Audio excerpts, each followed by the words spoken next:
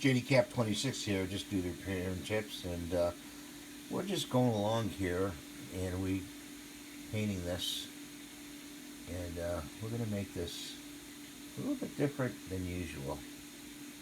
So let me paint this, and I'll show you what it looks like afterwards. It won't take me too long.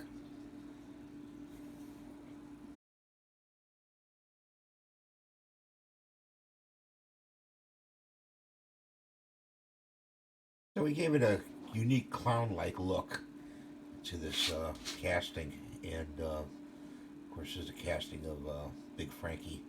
We just want to make something different like it. I may do something on the other side with the other eye. I don't know. So that's what it looks like so far. Keep watching. Ring the little notification bell, and please see me on Patreon. If you want to be a Patreon member, sign up there, and we'll see you.